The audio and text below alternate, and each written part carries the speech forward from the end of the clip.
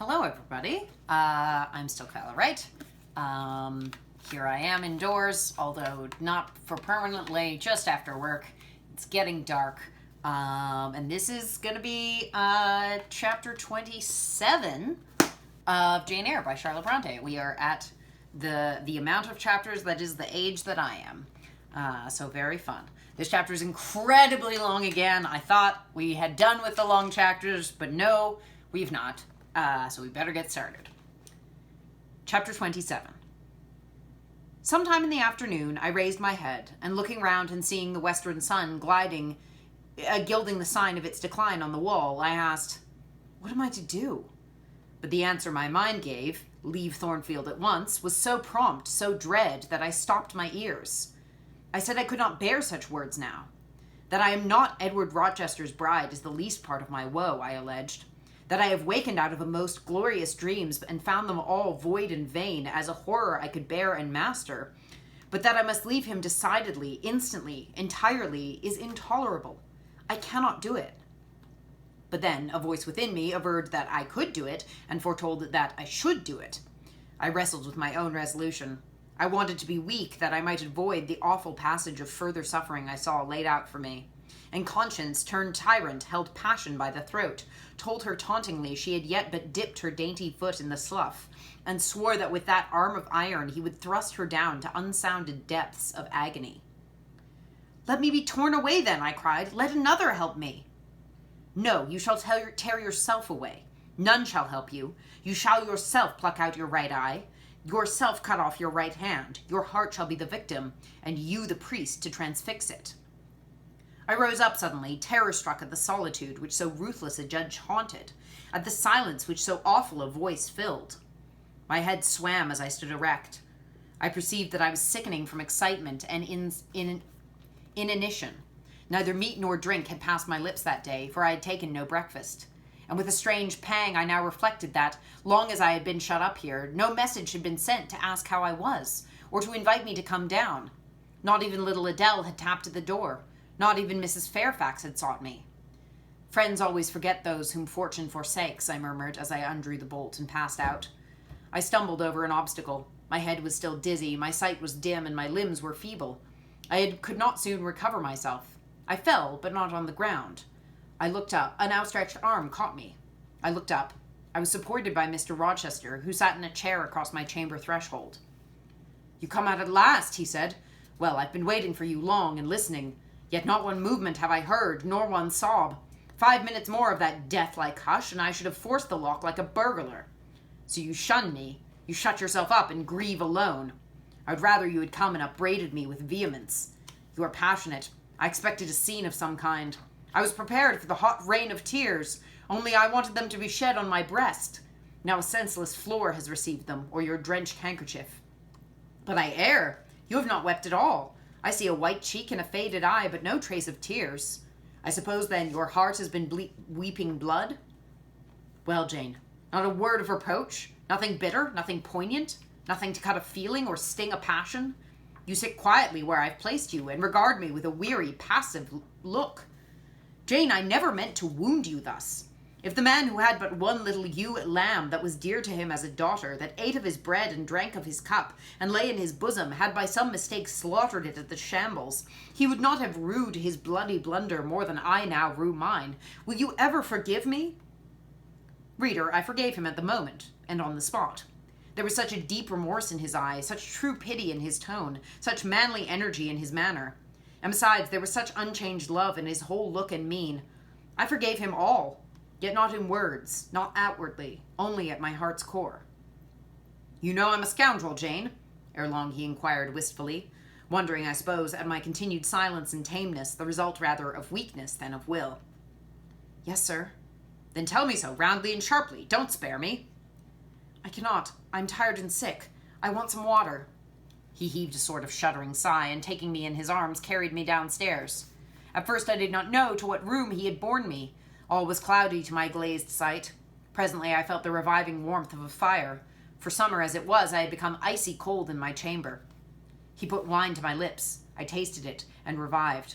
Then I ate something he offered me, and was soon myself. I was in the library, sitting in his chair. He was quite near. If I could go out of life now without too sharp a pang, it would be well for me, I thought. Then I should not have to make the effort of cracking my heartstrings and rending them from among Mr. Rochester's. I must leave him, it appears. I do not want to leave him. I cannot leave him. How are you now, Jane? Much better, sir. I shall be well soon. Taste the wine again, Jane. I obeyed him, and then he put his glass on the table, stood before me, and looked at me attentively. Suddenly he turned away with an inarticulate exclamation, full of passionate emotion of some kind. He walked fast through the room and came back. He stooped towards me, as if to kiss me, but I remembered caresses were now forbidden. I turned my face away and put his aside. What? How's this? He exclaimed hastily. Oh, I know. You won't kiss the husband of Bertha Mason? You consider my arms filled and my embraces appropriated?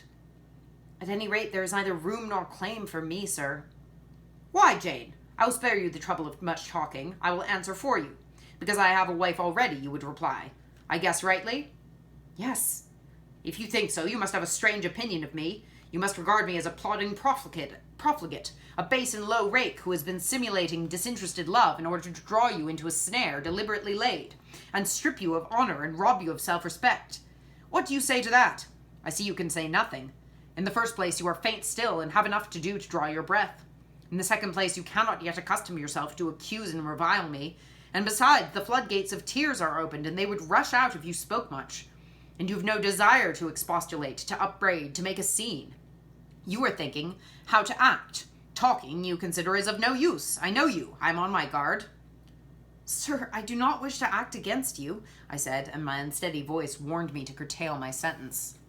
Not in your sense of the word, but in mine you are scheming to destroy me. You have as good as said that I am a married man.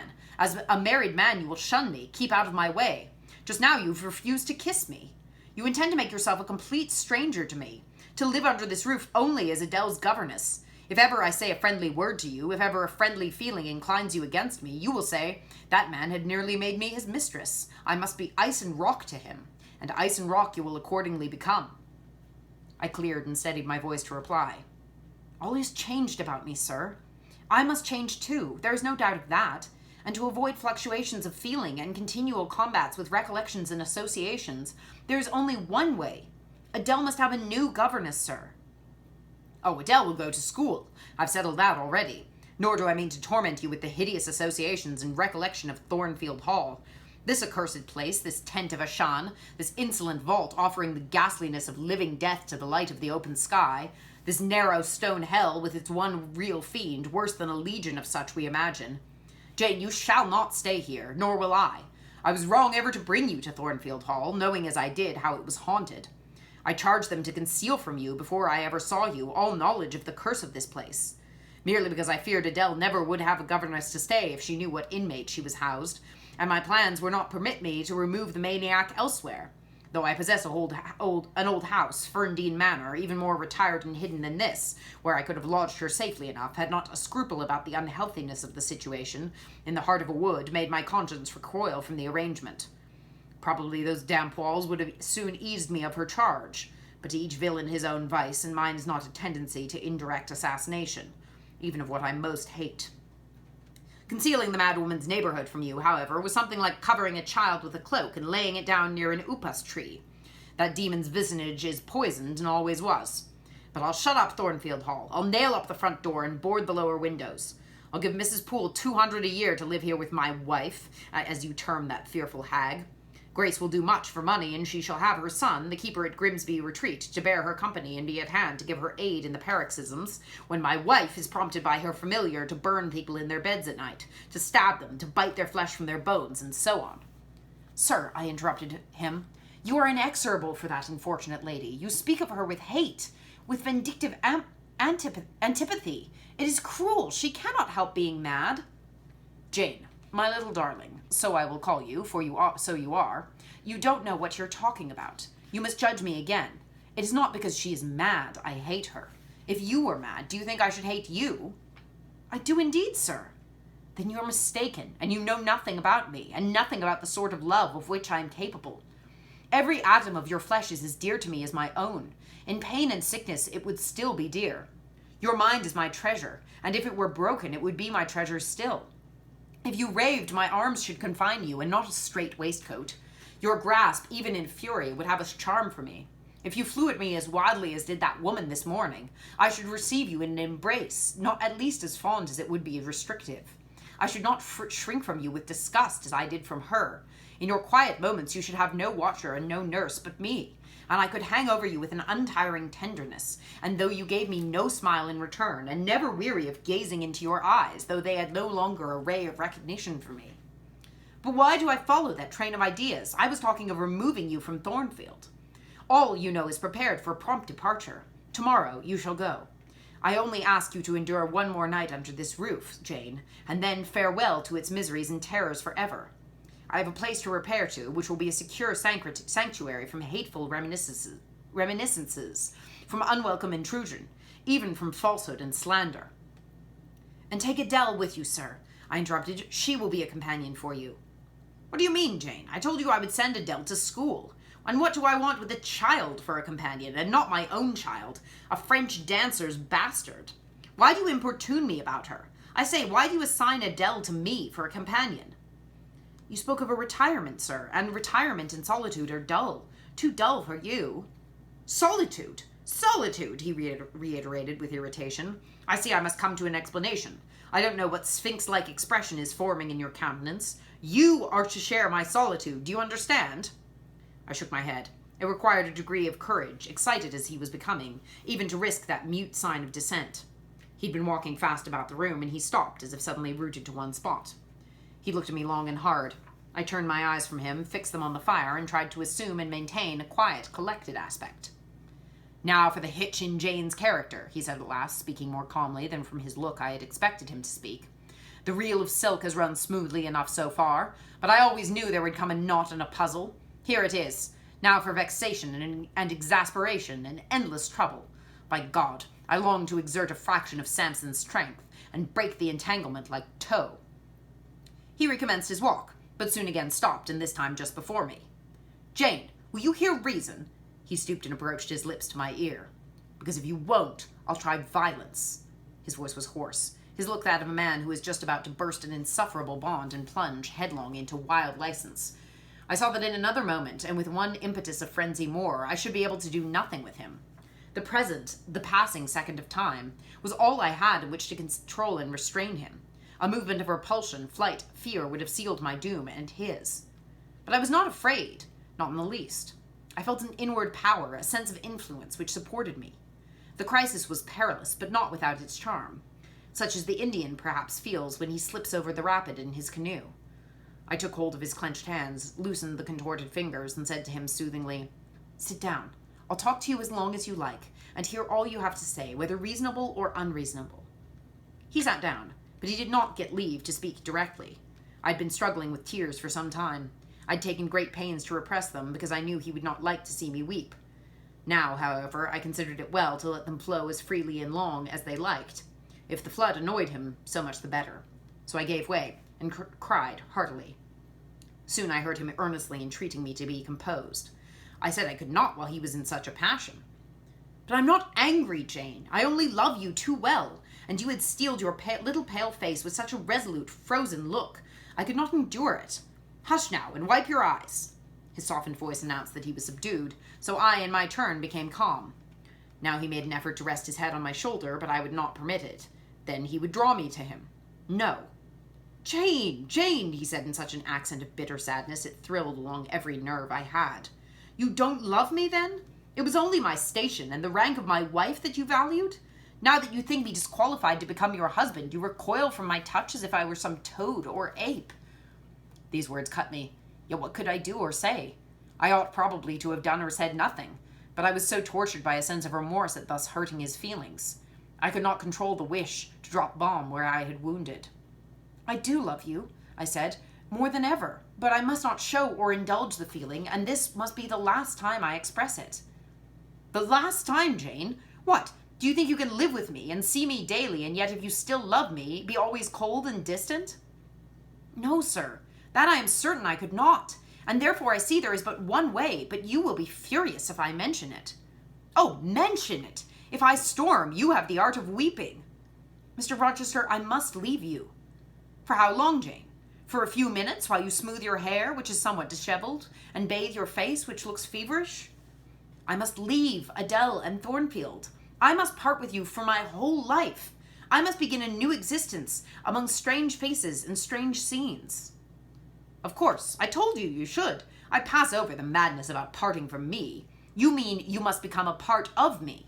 As to the new existence, it is all right. You shall yet be my wife. I am not married. You shall be Mrs. Rochester, both virtually and nominally. I shall keep only to you so long as you and I live.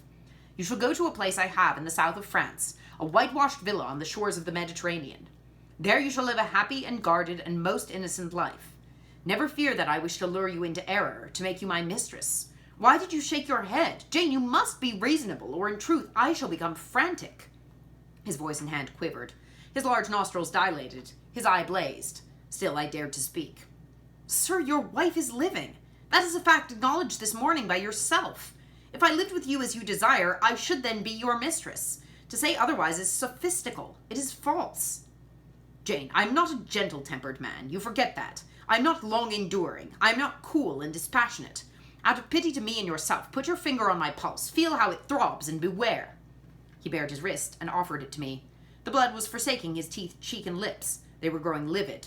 I was distressed on all hands. To agitate him thus deeply by a resistance he so abhorred was cruel. To yield was out of the question. I did what human beings do instinctively when they are driven to utter extremity, looked for aid to one higher than man. The words, God help me, burst involuntarily from my lips. I'm a fool, cried Mr. Rochester suddenly. I keep telling her I'm not married and do not explain to her why. I forget she knows nothing of the character of that woman or of the circumstances attending my infernal union with her.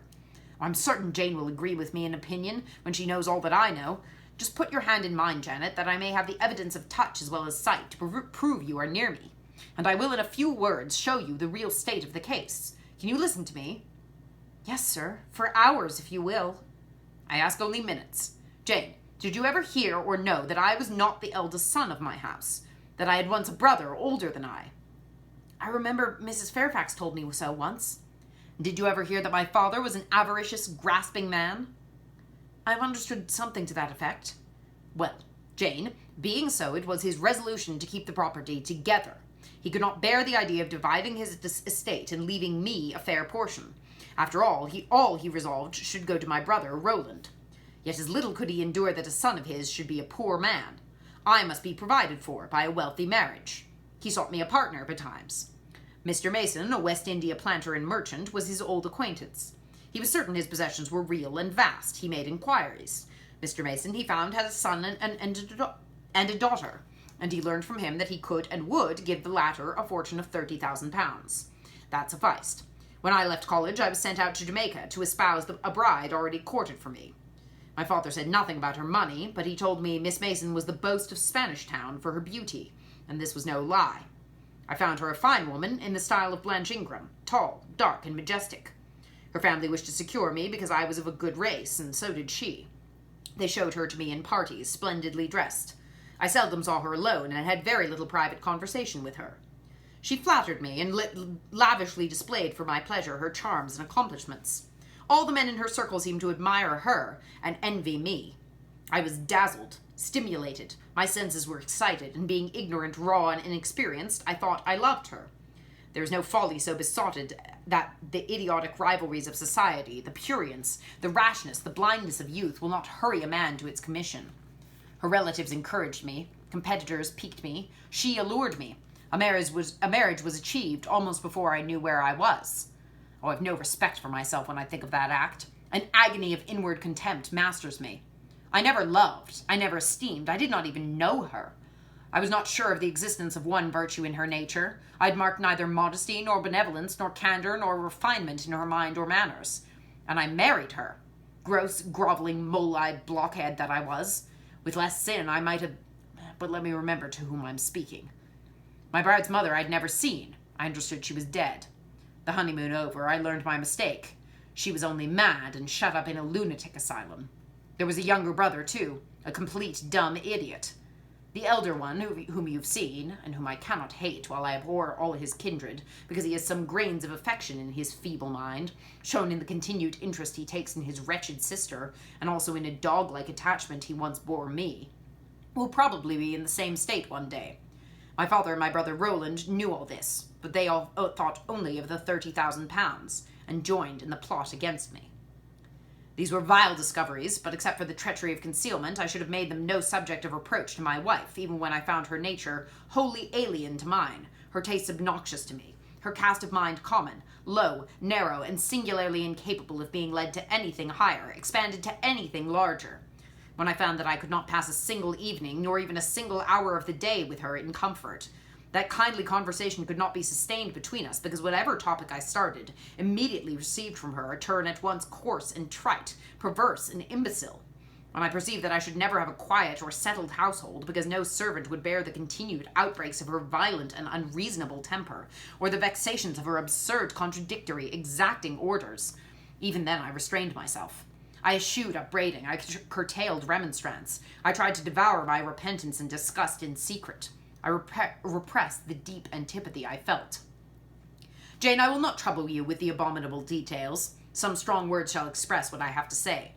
I lived with that woman upstairs for 4 years, and before that time she had tried me indeed. Her character ripened and developed with frightful rapidity. Her vices sprang up fast and rank. They were so strong, only cruelty could check them, and I would not use cruelty. What a pygmy intellect she had, and what giant propensities.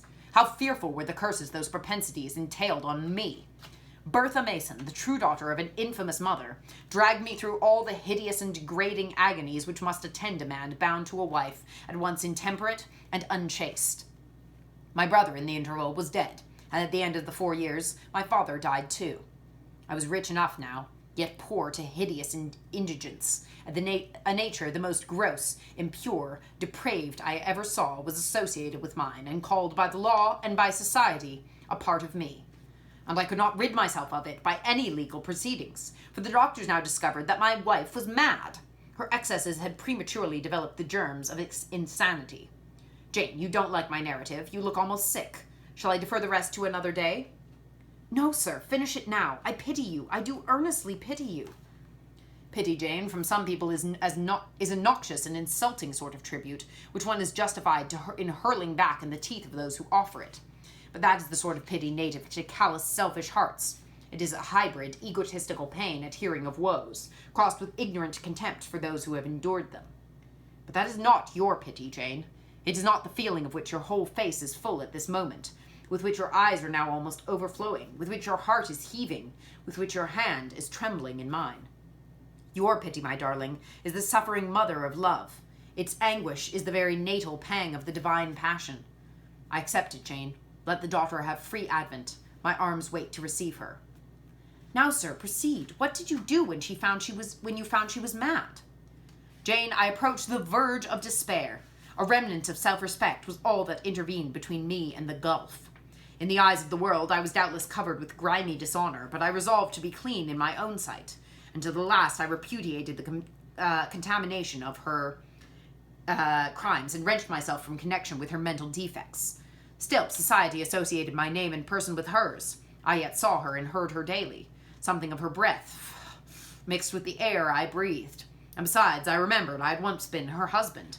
That recollection was then, and is now, inexpressibly odious to me. Moreover, I knew that while she lived, I could never be the husband of another and better wife.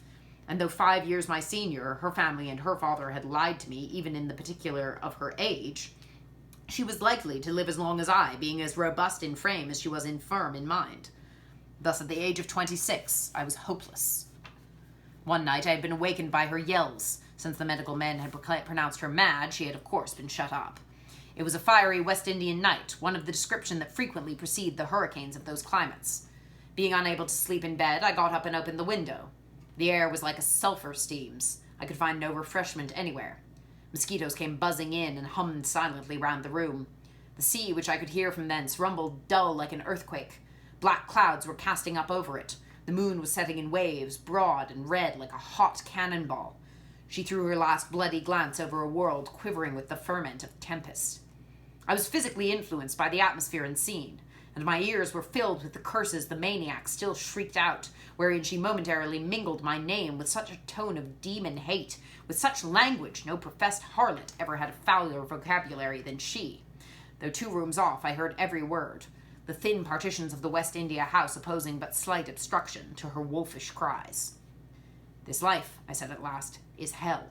This is the air. Those are the sounds of a bottomless pit. I have a right to deliver myself from it if I can. The sufferings of this mortal state will leave me with the heavy flesh that now cumbers my soul. Of the fanatic's burning eternity I have no fear. There is not a future state worse than this present one. Let me break away and go home to God." I said this while I knelt down and unlocked a trunk which contained a brace of loaded pistols. I meant to shoot myself. I only entertained the intention for a moment, for not being insane, the crisis of exquisite and unalloyed despair which had originated the wish and design of self-destruction was past in a second. A wind fresh from Europe blew over the ocean and rushed through the open casement. The storm broke, streamed, thundered, blazed, and the air grew pure. I then framed and fixed a resolution. While I walked under the dripping orange trees of my wet garden and amongst its drenched pomegranates and pineapples, and while the refulgent dawn of the tropics kindled round me, I reasoned thus, Jane, and now listen, for it was true wisdom that consoled me in that hour and showed me the right path to follow. The sweet wind from Europe was still whispering in the refreshed leaves, and the Atlantic was thundering in glorious liberty. My heart, dried up and scorched for a long time, swelled to the tone, and filled with living blood. My being longed for renewal. My soul thirsted for a pure draught. I saw hope revive, and felt regeneration possible. From a flowery arch at the bottom of my garden, I gazed over the sea, bluer than the sky. The old world was beyond. Clear prospects opened thus. "Go," said Hope, "and live again in Europe. There is not known what a sullied name you bear, nor what a filthy burden is bound to you. You may take the maniac with you to England, confine her with due attendance and precautions at Thornfield, then travel yourself to what clime you will, and form what new tie you like.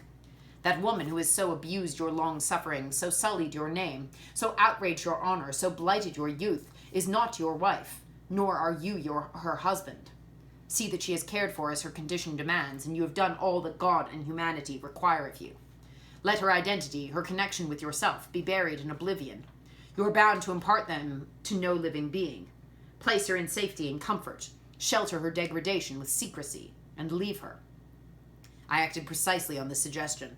My father and brother had not made my marriage known to their acquaintance, because in the very first letter I wrote to apprise them of the union, having already begun to experience extreme disgust of its consequences, and from the family character and constitution, seeing a hideous future open up before me.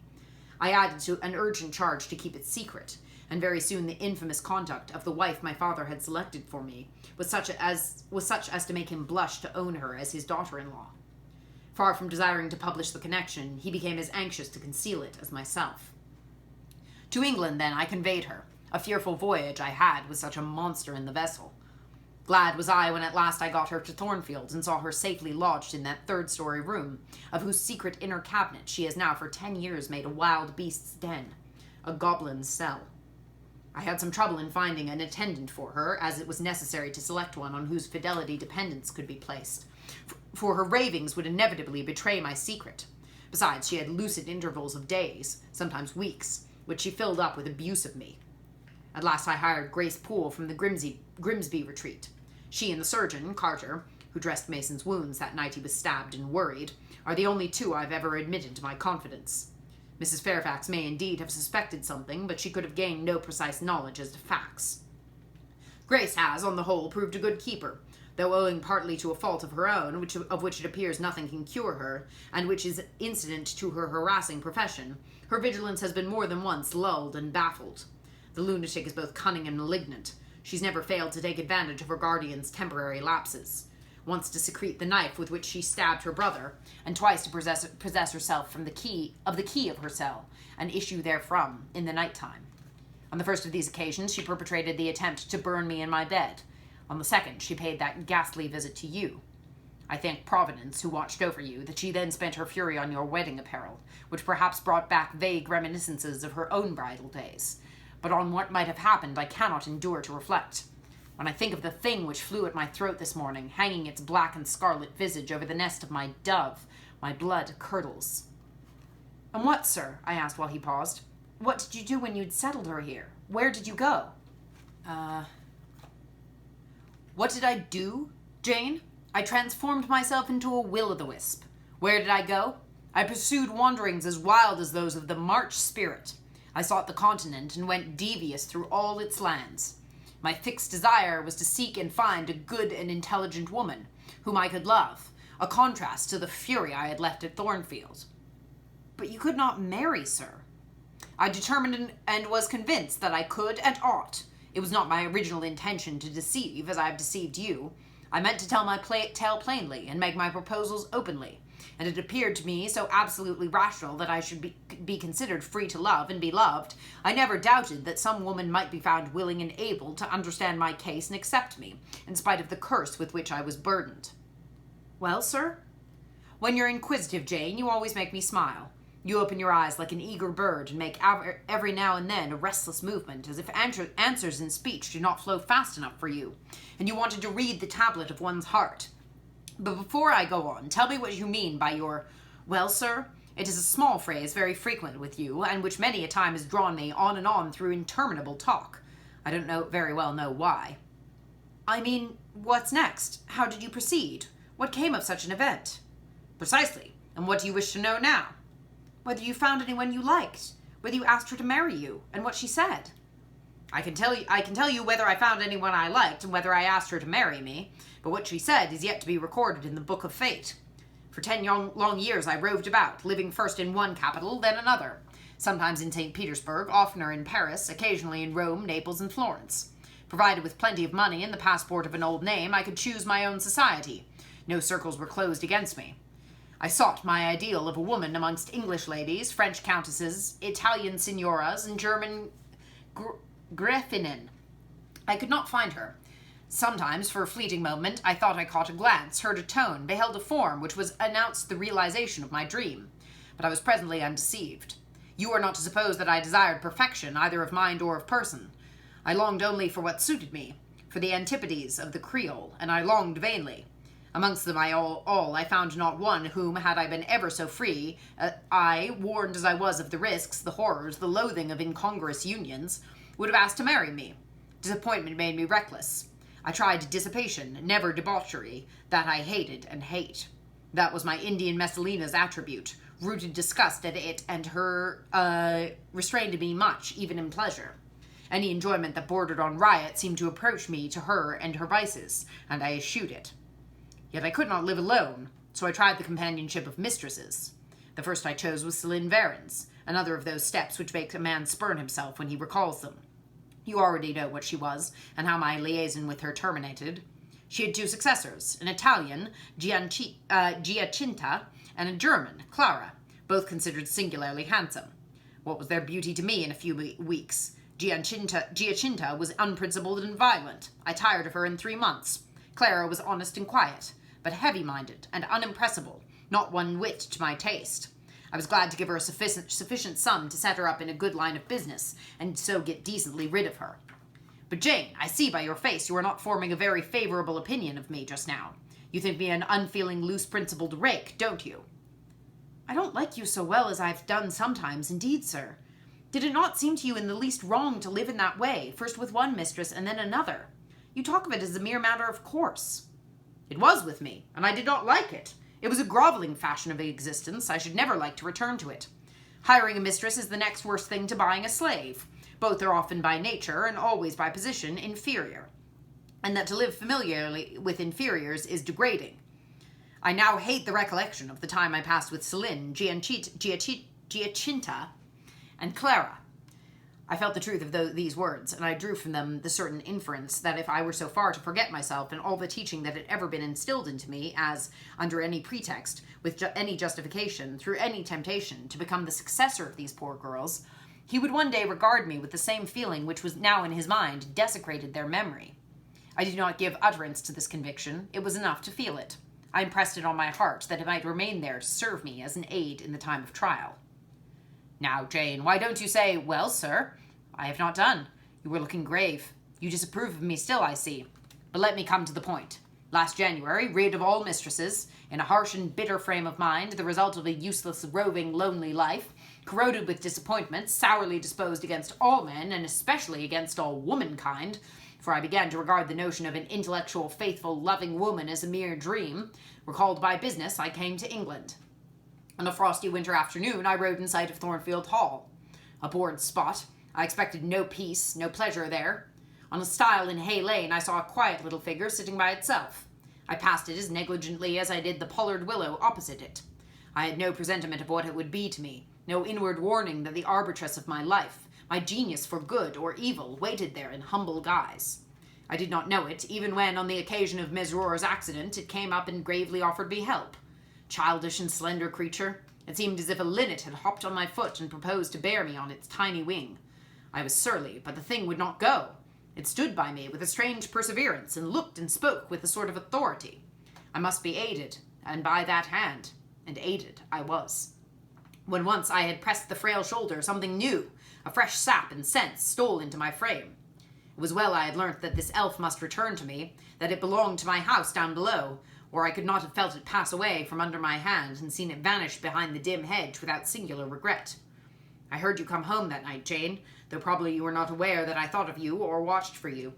The next day I observed you, myself unseen, for half an hour while you played with Adele in the gallery. It was a snowy day, I recollect, and you could not go out of doors. I was in my room. The door was ajar. I could both listen and watch. Adele claimed your outward attention for a while, yet I fancied your thoughts were elsewhere. But you were very patient with her, my little Jane. You talked to her and amused her for a long time. When at last she left you, you lapsed at once into deep reverie. You betook yourself slowly to pace the gallery. Now and then, in passing a casement, you glanced out at the thick-falling snow. You listened to the sobbing wind, and again you paced gently on and dreamed. I think those day visions were not dark. There was a pleasurable illumination in your eye occasionally, a soft excitement in your aspect which told of no bitter, bilious, hypochondriac brooding. Your look revealed rather the sweet musings of youth when its spirit follows on willing wings the flight of hope up and on to an ideal heaven. The voice of Mrs. Fairfax, speaking to a servant in the hall, wakened you. And how curiously you smiled to and at yourself, Janet. There was much sense in your smile. It was very shrewd and seemed to make light of your own abstraction.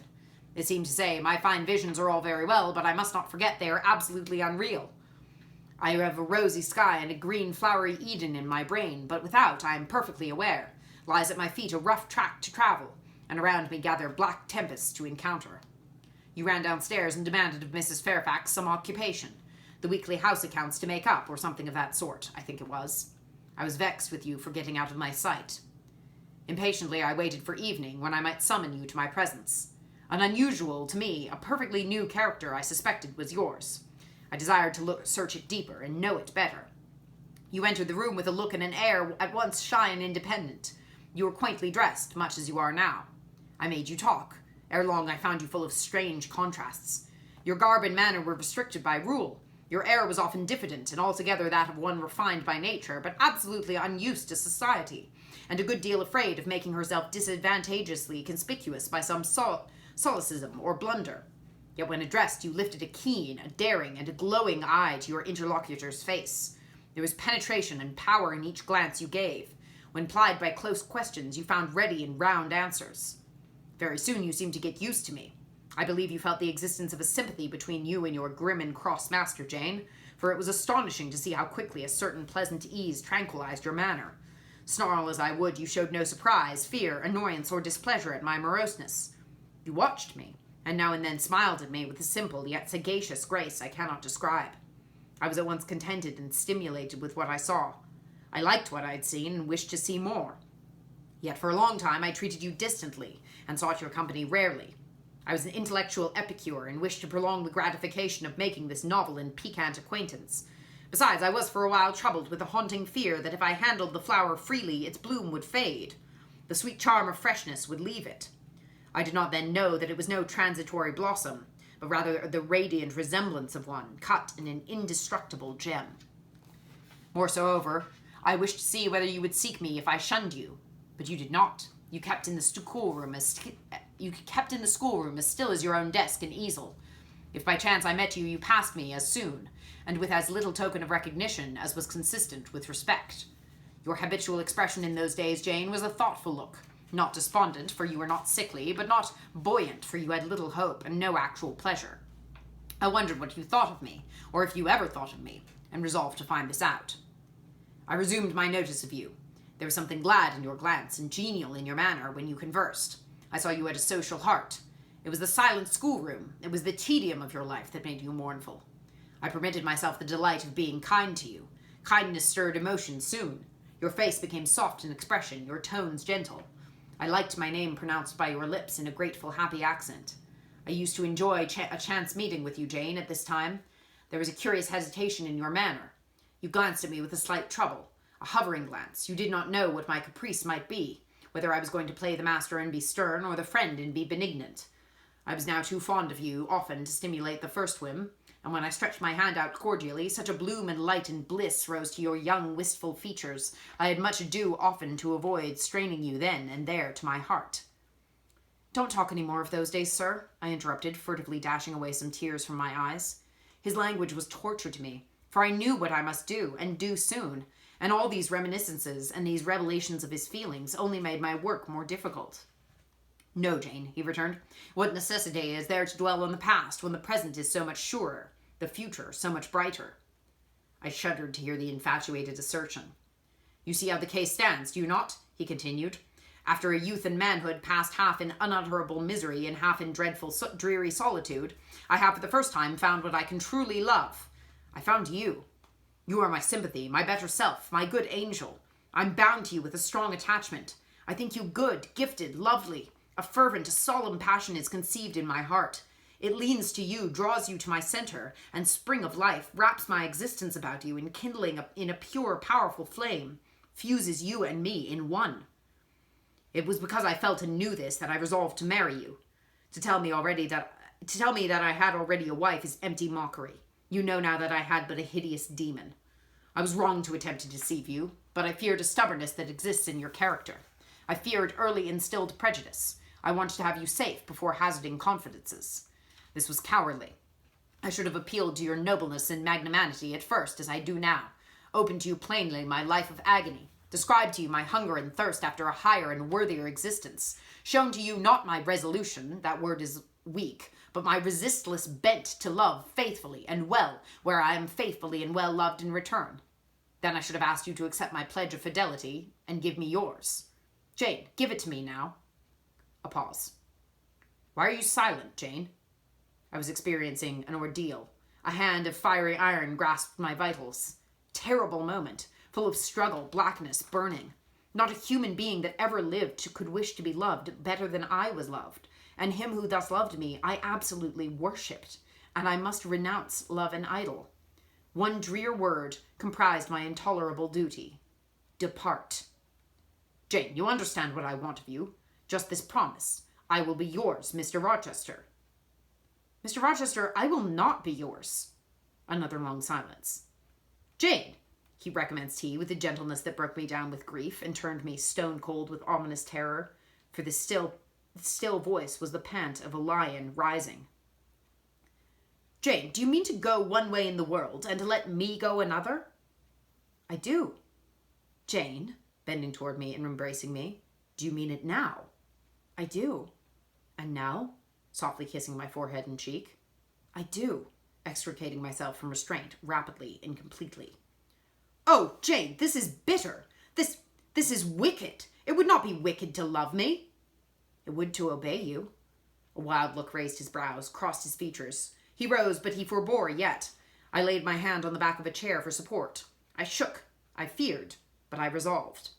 One instant, Jane. Give one glance to my horrible life when you are gone. All happiness will be torn away with you. What then is left? For a wife I have but the maniac upstairs, as well as might you refer to me to some corpse in yonder churchyard. What shall I do, Jane? Where turn for a companion and for some hope? Do as I do. Trust in God and yourself. Believe in heaven. Hope to meet me again there. Then you will not yield? No. Then you condemn me to live wretched and die accursed. His voice rose. I advise you to live sinless, and I wish you to die tranquil. Then you snatch love and innocence from me? You fling me back on lust for a passion, vice for an occupation. Mr. Rochester, I no more assign this fate to you than I grasp it for myself. We were born to strive and endure, you as well as I.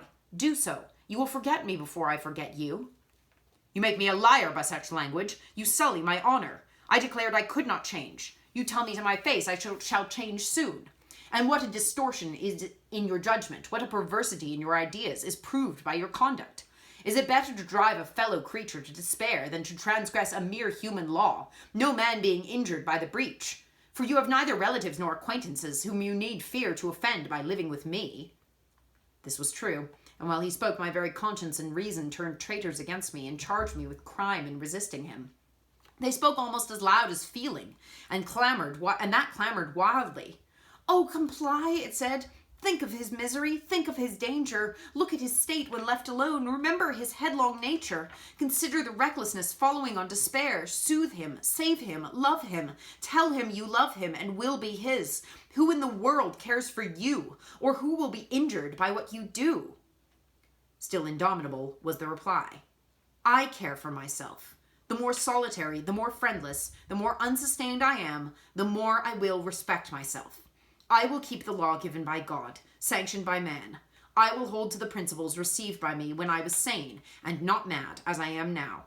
Laws and principles are not for the times when there is no temptation. They are for such moments as this, when body and soul rise in mutiny against their rigor. Stringent are they, inviolate they shall be. If at my individual convenience I might break them, what would be their worth?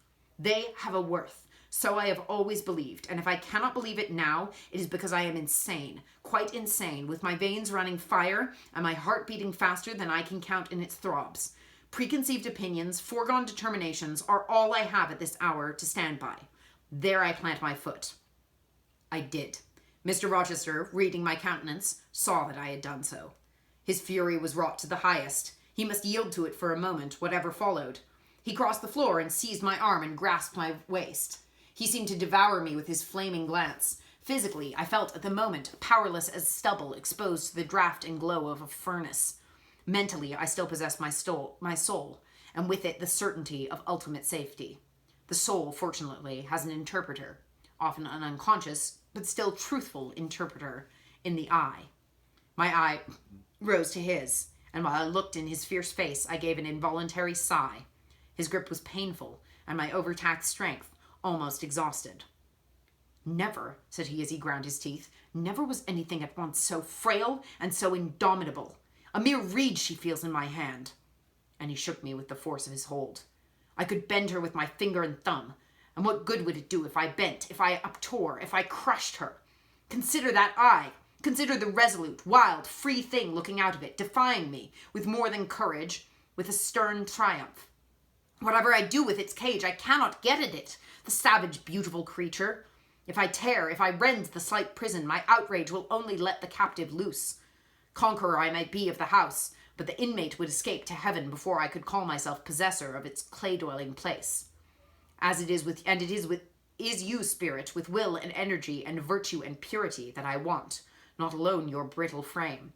Of yourself you could come with soft flight and nestle against my heart, if you would. Seized against your will, you will elude the grasp like an essence. You will vanish ere inhale your fragrance. Oh, come, Jane, come!" As he said this, he released me from his clutch, and only looked at me. The look was far worse to resist than the frantic strain. Only an idiot, however, would have succumbed now. I had dared and baffled his fury. I must elude his sorrow. I retired to the door. "You're going, Jane?" "I'm going, sir." "You're leaving me?" "Yes." "You will not come? You will not be my comforter, my rescuer? My deep love, my wild woe, my frantic prayer are all nothing to you?" What unutterable pathos was in his voice. How hard it was to reiterate firmly, "I am going." "Jane!"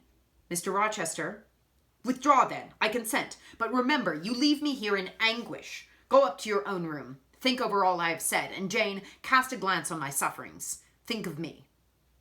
He turned away. He threw himself on his face on the sofa. "Oh, Jane, my hope, my love, my life," broke in anguish from his lips. Then came a deep, strong sob. I'd already gained the door, but, reader, I walked back as determinedly as I had retreated. I knelt down by him. I turned his face from the cushion to me. I kissed his cheek. I smoothed his hair with my hand. "God bless you, my dear master," I said. "God keep you from harm and wrong, direct you, solace you. reward you well for your past kindness to me." "Little Jane's love would have been my best reward," he answered. "Without it my heart is broken. But Jane will give me her love. Yes, nobly, generously." Up the blood rushed in his face. Forth flashed the fire from his eyes. Erect he sprang. He held his arms out, but I evaded the embrace and at once quitted the room. "Farewell," was the cry of my heart as I left him. Despair added, "Farewell forever." That night I never thought to sleep, but a slumber fell on me as soon as I lay down in bed. I was transported in thought to the scenes of childhood. I dreamed I lay in the Red Room at Gateshead, that the night was dark, and my mind impressed with strange fears. The light that long ago had struck me into syncope, recalled in this vision, seemed glidingly to mount the wall, and tremblingly to pause in the centre of the obscured ceiling. I lifted up my head to look. The roof resolved to clouds, high and dim. The gleam was such as the moon imparts to vapours she is about to sever. I watched her come, watched with the strangest anticipation, as though some word of doom were to be written on her disk. She broke forth as never moon yet burst from cloud. A hand first penetrated the sable folds and waved them away. Then, not a moon, but a white human form shone in the azure, inclining a glorious brow earthward. It gazed and gazed on me. It spoke to my spirit. Immeasurably distant was the tone, yet so near it whispered to my heart, "My daughter, flee temptation." "Mother, I will." So I answered after I had waked from the trance-like dream. It was yet night, but July nights are short. Soon after midnight, dawn comes. It cannot be too early to commence the task I have to fulfill, thought I. I rose. I was dressed, for I had taken off nothing but my shoes. I knew where to find in my drawers some linen, a locket, a ring. In seeking these articles, I encountered the beads of a pearl necklace Mr. Rochester had forced me to accept a few days ago. I left that. It was not mine. It was the visionary bride's who had melted into the air. The other articles I made up in a parcel. My purse, containing 20 shillings. It was all I had. I put it in my pocket. I tied on my straw bonnet, pinned on my shawl, took the parcel in my slippers, which I would not put on yet, and stole from the room. "Farewell, kind Mrs. Fairfax," I whispered as I glided past her door. "Farewell, my darling Adele," I said as I glanced toward the nursery. No thought could be admitted of entering to embrace her. I had to deceive a fine ear. For aught I knew, it might now be listening. I would have got past Mr. Rochester's chamber without a pause, but my heart momentarily stopping its beat on at the threshold, my foot was forced to stop also. No sleep was there. The inmate was walking restlessly from wall to wall, and again he sighed while I listened. There was a heaven, a temporary heaven, in this room for me, if I chose. I had but to go in and say, "Mr. Rochester, I will love you and live with you through life till death," and a fount of rapture would spring to my lips. I thought of this. That kind master, who could not sleep now, was waiting with impatience for day. He would send for me in the morning. I should be gone. He would have me sought for, vainly. He would feel himself forsaken, his love rejected. He would suffer, perhaps grow desperate. I thought of this also. My hand moved toward the lock. I caught it back and glided on. Drearily, I wound my way downstairs. I knew what I had to do, and I did it mechanically. I sought the key of the side door in the kitchen. I sought, too, a phial of oil and a feather. I oiled the key in the lock. I got some water. I got some bread, for perhaps I should have to walk far, and my strength, sorely shaken of late, must not break down. All this I did without one sound. I opened the door, passed out, shut it softly. Dim dawn glimmered in the yard. The great gates were closed and locked, but a wicket in one of them was only latched. Through that I departed. It, too, I shut, and now I was out of Thornfield. A mile off, beyond the fields, lay a road which stretched in the contrary direction to Millcote. A road I had never travelled, but often noticed and wondered where it led. Thither I bent my steps. No reflection was to be allowed now. Not one glance was to be cast back, not even one forward. Not one thought was to be given either to the past or the future. The first was a page so heavenly sweet, so deadly sad, that to read one line of it would dissolve my courage and break down my energy. The last was an awful blank, something like the world when the deluge was gone by. I skirted fields and hedges and lanes till after sunrise. I believe it was a lovely summer morning. I know my shoes, which I had put on when I left the house, were soon wet with dew. But I looked neither to the rising sun, nor the smiling sky, nor wakening nature. He who is taken out to pass through a fair scene to the scaffold thinks not of the flowers that smile on his road, but of the block and axe edge, of the disseverment of bone and vein, of the grave gaping at the end, and I thought of drear flight and homeless wandering, and oh, with agony, I thought of what I left. I could not help it. I thought of him now, in his room, watching the sunrise, hoping I should soon come and say I would stay with him and be his. I longed to be his. I panted to return. It was not too late. I could yet spare him the bitter pang of bereavement. As yet my flight, I was sure, was undiscovered. I could go back and be his comforter, his pride, his redeemer from misery, perhaps from ruin. Oh, that fear of his self-abandonment, far worse than my abandonment. How it goaded me. It was a barbed arrowhead in my breast. It tore me when I tried to extract it. It sickened me when remembrance thrust it farther in. Birds began singing in brake and copse. Birds were faithful to their mates. Birds were emblems of love. What was I? In the midst of my pain and heart, a frantic effort of principle, I abhorred myself. I had no solace from self-approbation, none even from self-respect. I had injured, wounded, left my master. I was hateful in my own eyes. Still, I could not return, nor retrace one step. God must have led me on. As to my own will or conscience, impassioned grief had trampled one and stifled the other. I was weeping wildly as I walked along my solitary way. Fast, fast, I went like one delirious. A weakness, beginning inwardly, extending to the limbs, seized me, and I fell. I lay on the ground some minutes, pressing my face to the wet turf. I had some fear, or hope, that here I should die. But I was soon up, crawling forwards on my hands and knees, and then again raised to my feet, as eager and as determined as ever to reach the road. When I got there, I was forced to sit to rest me under the hedge, and while I sat, I heard wheels and saw a coach come on. I stood up and lifted my hand. It stopped. I asked where it was going. The driver named a place a long way off, and where I was sure Mr. Rochester had no connections. I asked for what sum he would take me there. He said 30 shillings. I answered I had but 20. Well, he would try to make it do. He further gave me leave to get into the inside, as the vehicle was empty. I entered, was shut in, and it rolled on its way. Gentle reader, may you never feel what I then felt. May your eyes never shed such stormy, scalding, heart-wrung tears as poured from mine. May you never appeal to heaven in prayers so hopeless and so agonized as that hour left my lips. For never may you, like me, dread to be the instrument of evil to what you wholly love. Whew. Man, what a chapter. Yeah, I don't like Mr. Rochester much more, having heard his explanation. And I'm kind of happy to see that the book also doesn't seem to like him much more, having heard his explanation. I really liked, Jane's resolution is astonishing. It's so incredible. I mean, not that she has that resolution, but just like the writing of that, of her like deciding not to stay with him is so good. So good. I was almost crying.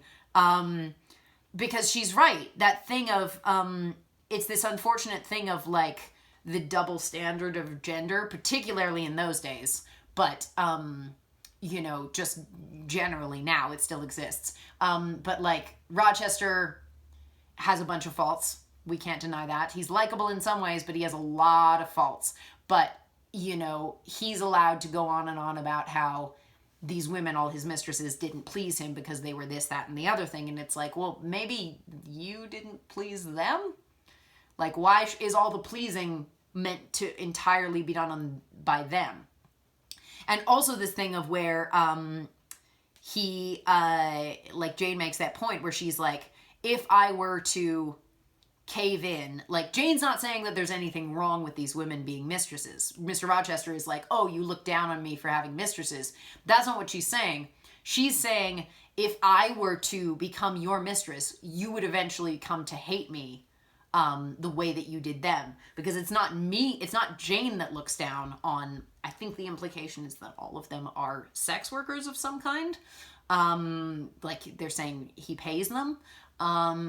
And it's not Jane who's looking down on these women. It's Rochester who looks down on them. And Jane is afraid that if she becomes a similar thing, becomes his mistress, then he's eventually going to hate her because it's about the way that he views women and sex workers in particular, not the way that Jane views them, which I really like because it's like, I don't like it that Rochester doesn't like sex workers. I mean, I like that, that distinction where it's like, it's not that she is ashamed of him or that she thinks he's done.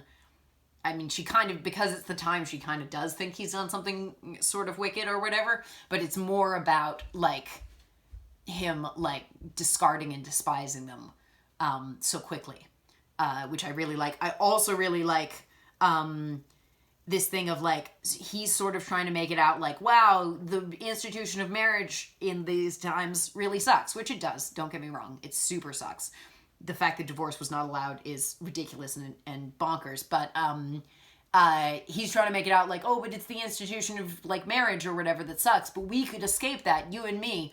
But it's not, she would never escape that, because no matter where they are, if it ever came out, the blame would all fall on her. It would not fall on him. He would still be Mr. Rochester, and it'd be like, he's had some mistresses, but everybody does. But her life would be ruined. So it's like, it's not, you kind of feel bad for him a bit in that it's like, okay, yeah, because there's no divorce, you are kind of saddled with Bertha forever, which sucks, is terrible, because you clearly are not right for each other, but it's also totally unfair to put the burden of that situation on Jane, which I really like. I liked it all so much, so very, very much. I also, real quick, and then I'm going to be done, the racialization of Bertha's insanity, don't like that very much. And it all seems to be mostly coming from Mr. Rochester, but it's a little gross. I don't like it very much. Yeah. What else was I going to say? I do feel slightly less bad, I guess, for Bertha than I did before, but I still feel bad for her. I don't know. It sort of seems like, it was not an ideal situation for her either. Like, her whole family being like, hey, we know you're gonna lose your mind soon, but rather than helping you in any way, we're gonna trick this guy into marrying you, and then he's gonna be saddled with you forever. But she clearly doesn't get along with him either, and is not happy with the situation. So I don't know if it's totally fair to blame her, because she had 30,000 pounds. Now they're all Mr. Rochesters, and she's locked in a tower. Like, that's not great. Anyway, most of the chapter was pretty exhausting to read, just because that story style of thing, all by Mr. Rochester, is pretty exhausting to read. But man, worth it for that end part, for Jane being like, no. Oh, and oh my God, where she's like, where he tries to get her by being like, he's like, well, who's going to, like, you don't have anyone around you, so who's going to even care that if you're like my mistress or whatever. And she's like, well, maybe he's right. And then she's like, well, but I'll care, because I respect myself. I'll lose respect for myself if I do this. And, I don't personally think that having premarital sex is a reason to lose respect for somebody.